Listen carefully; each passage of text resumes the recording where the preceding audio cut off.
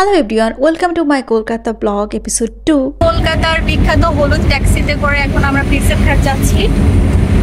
আর কলকাতায় এসে আমার মনে হচ্ছে এত ফাঁকা শহর, ঢাকায় থেকে আসলে এই জায়গাটা খুবই খালি খালি লাগতেছে, অনেক শান্তি লাগতেছে। কলকাতায় পৌঁছাতে পৌঁছাতে আমাদের দুপুর হয়ে গেছিল। তারপরে আমরা লাঞ্চ করে ফ্রেশ হয়ে কিছুক্ষণ হোটেলে রেস্ট নিছি। এরপরে বিকালের দিকে বের হয়ে সরাসরি চলে আসছি প্রিন্সেপ ঘাটে। আমাদের প্ল্যানিং ছিল যে আমরা সন্ধ্যা পর্যন্ত এখানে থাকবো, কারণ সন্ধ্যার সময় এখানকার ব্রিজে নাকি খুব সুন্দর লাইটিং হয়, যদিও সন্ধ্যা পর্যন্ত থেকে সেটা আমার দেখা হয়নি। এখানে সবাই নৌকাতে ঘোরাঘুরি করতেছিল, কিন্তু আমার একদমই নৌকাতে ওঠার ইচ্ছাও হয়নি, কারণ আমি সাঁতার পারি না, আমার ভয় লাগে নৌকাতে উঠতে।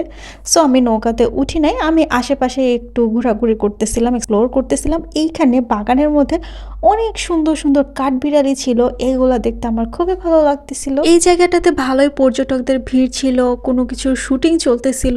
আশেপাশে অনেকগুলো স্ট্রিট ফুডের দোকান আছে, সো এখানে খাবারের দোকানগুলোতেও ভালোই ভিড় ছিল। আর যত সন্ধ্যা লাগতেছিল তত ভিড় বাড়তেছিল।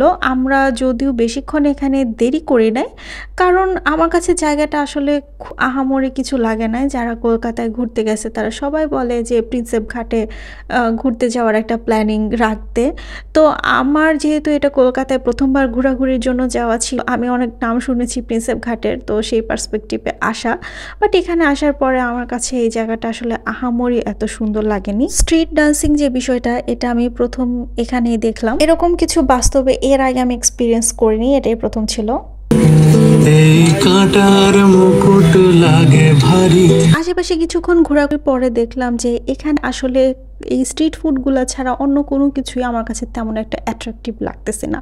তো আমি আর আমার বান্ধবী যে ভিডিও করতেছিল, আমরা আসলে ডিসাইড করতে পারতেছিলাম না যে কোনটা রেখে কোনটা খাবো।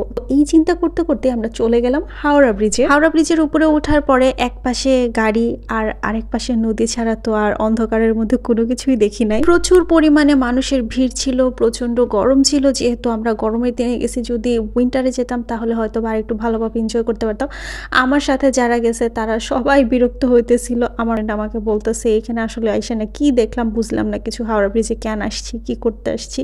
তো হাওড়া ব্রিজের উপর থেকে নিচের এই ভিউটা দেখলাম, এটা আমার কাছে বেশ ভালো লাগছে। নিচে অনেক বিক্রি করতেছে, তো ভাবলাম যে এখন একটু নিচের দিকে যাওয়া যায়, দেখি নিচে কি কি আছে। নিচে যাওয়ার পরে দেখলাম যে এখানে ফুলের মার্কেট আছে, অনেক ধরনের ফুল টুল এনে বিক্রি করতেছে। এখানে ফুলের যে মুকুটগুলো ছিল এগুলো আমার কাছে খুব ভালো লাগছে। বিয়েতে মেয়েরা এগুলো পরে কলকাতায়, বাংলাদেশে এগুলো পাওয়া যায় না, বাংলাদেশে এগুলো পাওয়া গেলে খুবই ভালো হতো। ফুলের মার্কেট ঘোরাঘুরি করতে করতে আমাদের খিদে লেগে গেছে। এখন আমরা চিন্তা করতেছিলাম যে কফি হাউসে যাব, বাট টাইমটা যখন দেখলাম যে এখান থেকে কফি হাউসে পৌঁছাতে পৌঁছাতে কফি হাউস বন্ধ হয়ে যাবে, তো আমরা এখানের কাছে যে মেট্রো স্টেশন ছিল সেখানে চলে গেলাম। কলকাতার মেট্রো চলে মাটির নিচ দিয়ে, তো মেট্রো জার্নিটা বেশ এনজয় করছি।